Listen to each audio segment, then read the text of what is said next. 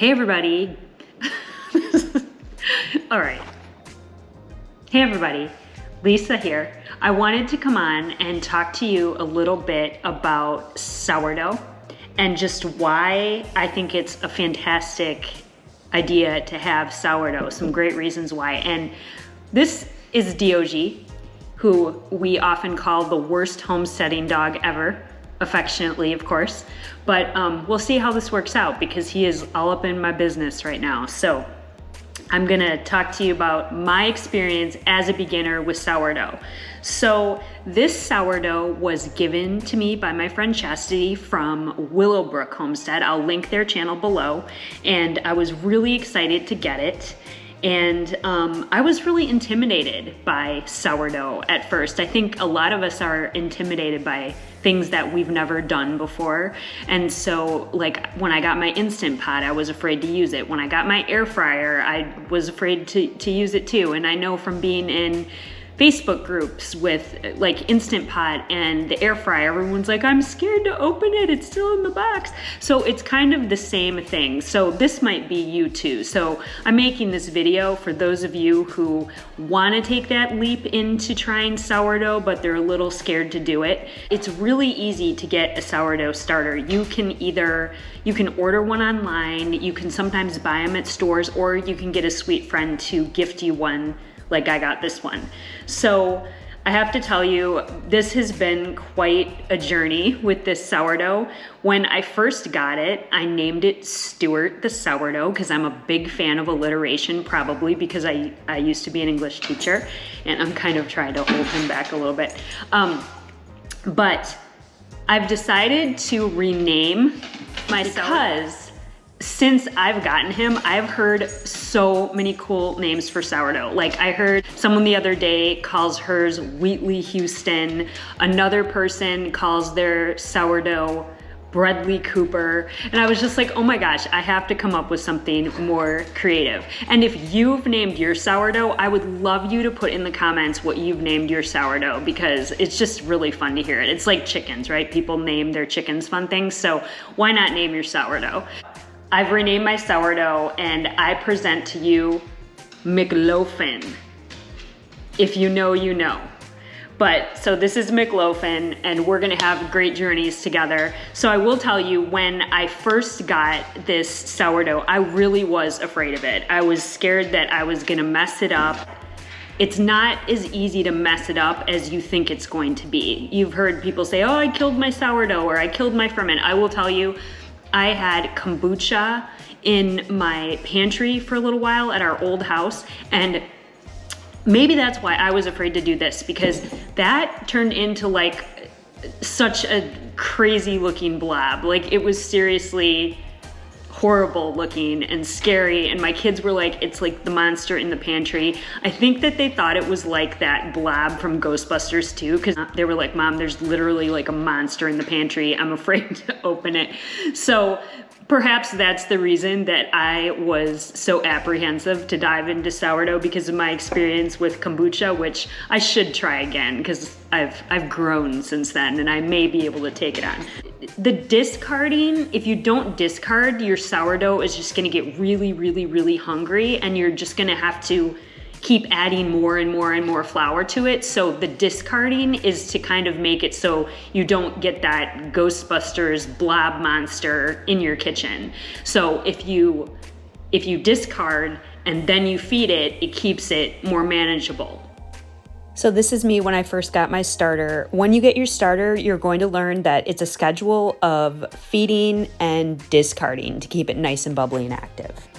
Okay, so I got my sourdough starter here. I'm just going to take off the coffee filter I have on here and show you.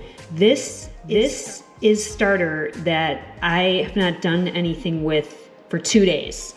So, and that's okay, it's okay.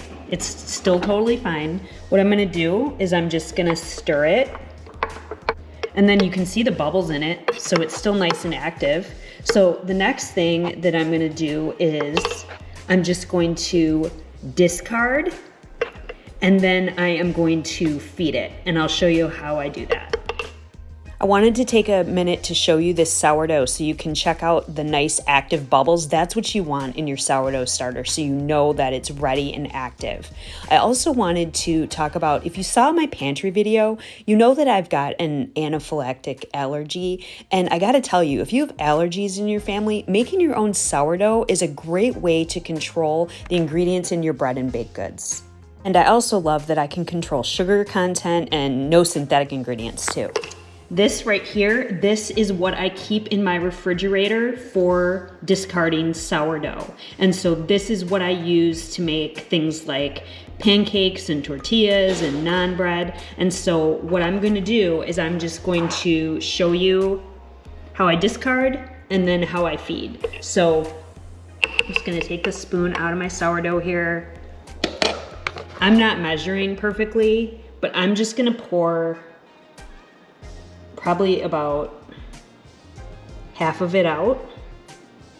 And so now this is perfectly good, like I said, to make pancakes or tortillas with. And then here is my active start. Now what I'm gonna do is I'm going to feed it with a half a cup of flour and a quarter cup of water, because what I'm finding is that my starter works better with less water. So I'm just gonna do half a cup of flour and then about a quarter cup of water. A good practice is to switch out your jar, so that way nothing grows on there. So, and I know a lot of people who have been doing sourdough for a long time don't do this. I'm a beginner though, and I wanna kind of be as careful as I can. So I have a clean mason jar here, and I'm just going to pour the contents in here. And this is gonna be easier for me too because it's a wider mouth jar.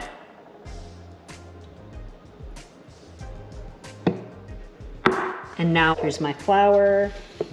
So I'm just putting my flour right in the jar. Now I'm on the other side of my kitchen, and what I'm gonna do is I'm just going to get a quarter cup of water and just pour it right in. And then take it back over here and just give it a nice stir. And then that is feeding my sourdough for the day. You can see that it's got a really nice consistency. That's kind of what you want. In this picture, you can see that my sourdough has doubled in volume, so it is ready for bread baking as soon as I want to do it. And this is my discard that I just keep in the refrigerator. I let it accumulate in the refrigerator. So I think another reason that I was intimidated by sourdough, or really any kind of bread baking, is because I've always said I'm a cook, not a baker. And I know a lot of people who are comfortable in the kitchen, you might say that too. You might be like, well, I cook, I don't bake. And I'm always one of those people who is like, I was told there would be no math. Because I don't like to measure things. I don't like anything to do with numbers. I am definitely more of a creative person. So just the tedious measuring, I'm not a huge fan of. But it really was worth it. One analogy that I would use, to me, sourdough, it's like the sourdough discard, it's like a blank slate. So it reminds me a lot of what I would say a roux is in the kitchen. So once you know how to make a roux, right, you take some flour and some butter, or flour and oil, you make a roux. From that, you can make étouffée, you can make a cream sauce, you can make gravy. It's that starting point to make all kinds of other things. And that's how I like to think of the discard. So you've got the discard, and then you can really easily make pancakes. I've made pancakes, I've made tortillas. I've been making sourdough pancakes every weekend and topping it with fresh fruit. Absolutely delicious. These were the sourdough buckwheat pancakes that I made, and I topped them with pomegranates. These are the homemade tortillas I made with my sourdough starter, and I used einkorn flour to make them. They were super easy, super delicious, and my entire family absolutely loved them.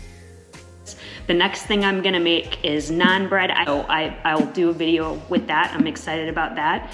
But it's really, really versatile. There's a lot you can do with it. I even one night, If you're in my homesteading recipes and meal planning community on Facebook, I'll link it below so you can check it out if you're not.